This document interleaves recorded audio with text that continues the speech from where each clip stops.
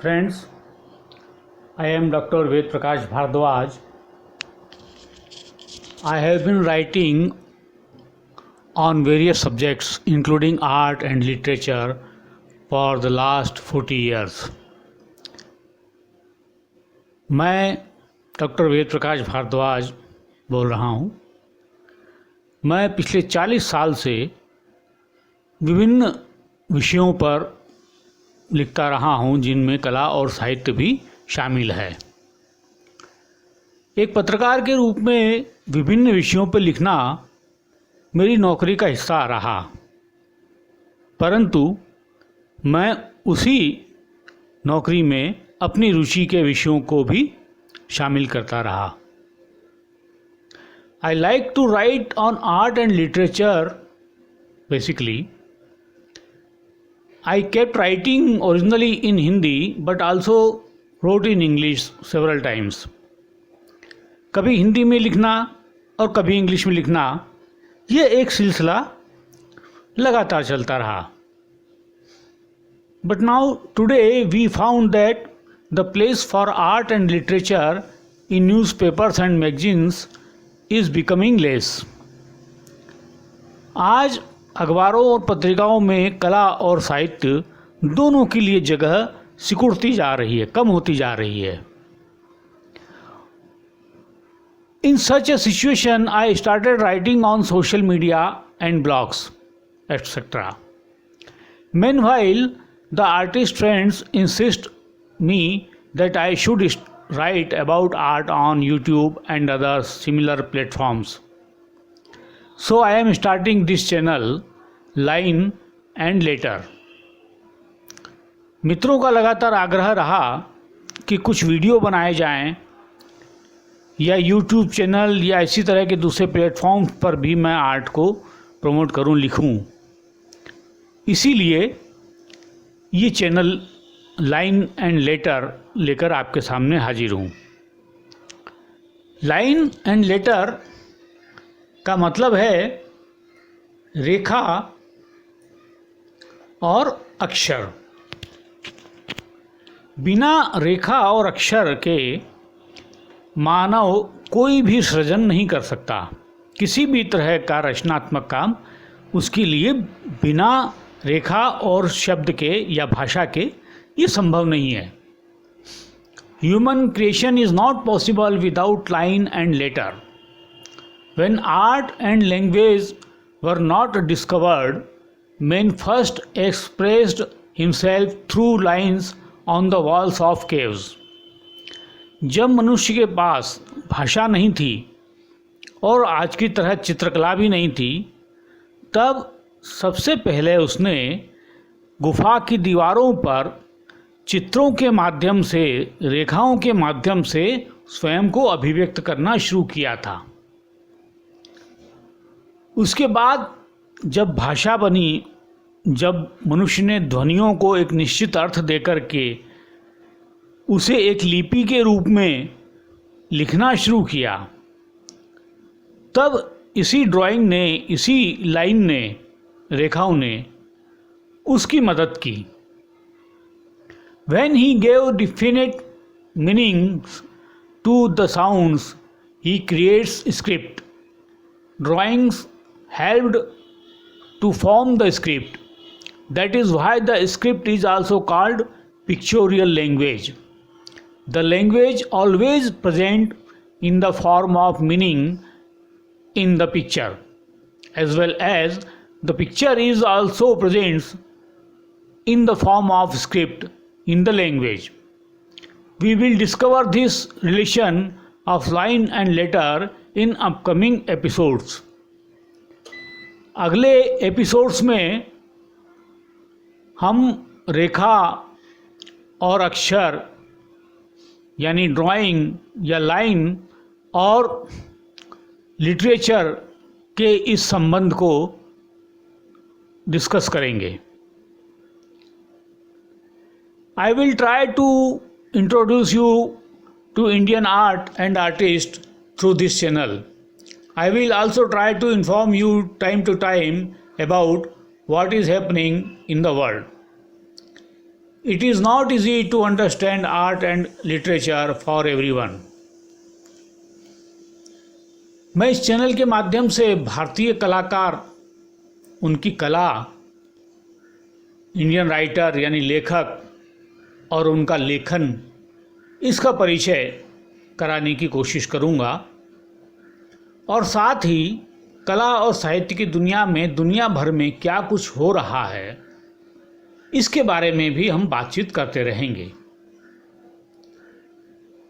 हालांकि कला और साहित्य दोनों को पूरी तरह समझ पाना बड़ा मुश्किल है, खास तौर पे उन लोगों के लिए जिनका उससे सीधा संबंध नहीं है। It is not easy to understand art and literature for everyone, especially those are not connected or not have any concern to art and literature directly. It was difficult for me also. I was study literature in college and later start writing on. But I did not learn art any school. I learn art by seeing and live it. I cannot claim to know art fully. मैं ये दावा नहीं करता हूँ कि कला को मैं पूरी तरह जानता हूँ या साहित्य को मैं पूरी तरह जानता हूँ। कला मैंने कलाकारों के साथ बैठ करके, उनसे बातचीत करके, उनको काम करते हुए देख करके सीखी। I have tried to learn and understand art by sitting with the artists, interacting with them and watching them when they are working. Literature is a different matter. वह मैंने पढ़ करके और दूसरे लेखकों से बातचीत करके उसको मैंने समझा। But I am still a learner. मैं आज भी सीख रहा हूँ, एक विद्यार्थी हूँ और ये सीखने की प्रक्रिया निरंतर जारी रहेगी। भारतीय कला की बात करें तो Indian art has been very rich. From cave painting to new media art, Indian art has always made a new identity. Today we give importance to Western concepts regarding art theory, while there are more important and relevant concepts exist in Indian art also. जहाँ तक भारतीय कला की बात है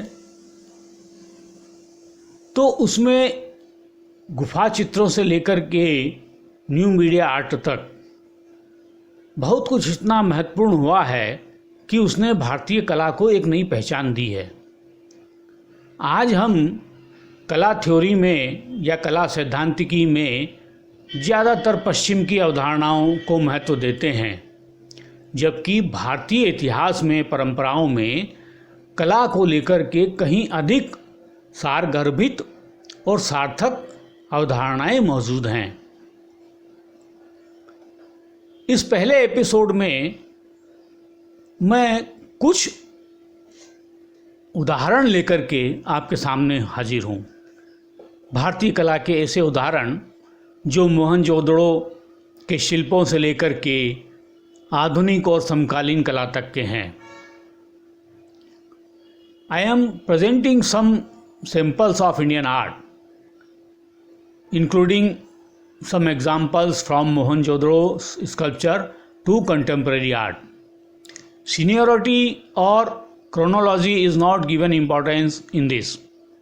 Just a few pictures have been composed or arranged in a row. Those are not including are also important. The basis of Indian art is cave painting, folk art and tribal art. Folk art and tribal art are still exist today. As a modern artist, we have Amrita Shergill, Rabindranath Tagore, Avanindranath Tagore, Vinod Bihari Mukherjee, Yamini Roy, Ram Kinkar Baij, Souza, Raza, Husain, Tyeb Mehta, Ram Kumar, Manu Parekh, Arpita Singh, Anjolie Ela Menon, Amrita Shergil, and many more including Atul Dodiya, Jagannath Panda, Subodh Gupta, Arun Pandit, G R. Iranna, Hemraj वगैरह वगैरह. The name here are a small part of Indian art.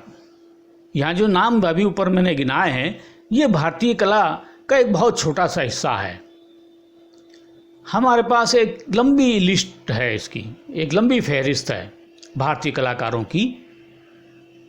सबके नाम गिनाना यहाँ संभव नहीं था. कुछ जो याद आते गए वो यहाँ पर मैंने शामिल कर लिए हैं. Apart from this, thousands of senior and young artists are active and enriched Indian art at their level. I am making an effort to bring this art among you. Hope artists and art lovers will like it. I will use Hindi and English together in this channel because this is the need of our time. इस channel में मैं हिंदी और अंग्रेजी को मिला करके प्रयोग करूंगा, दोनों भाषाओं का एक मिला जुला रूप, क्योंकि ये हमारे समय की ज़रूरत भी है. बहुत सारे लोग हैं जो सिर्फ हिंदी समझते हैं और बहुत सारे लोग हैं जो हिंदी नहीं समझ पाते हैं. कला एक की भाषा जो है, लैंग्वेज ऑफ आर्ट, वो बिल्कुल डिफरेंट है.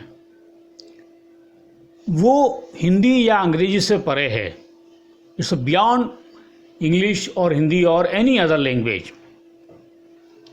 You can understand a art piece without knowing the language of the artist. कलाकार की भाषा को जाने बिना भी हम जैसे एक पेंटिंग को या एक शिल्प को समझ लेते हैं, वही उसकी असली भाषा है. कोशिश इस चैनल में यही है कि मैं कला प्रेमियों को आसान भाषा में कला के बारे में कुछ जानकारी दे सकूं, कला को समझने में उनकी हेल्प कर सकूं. धन्यवाद.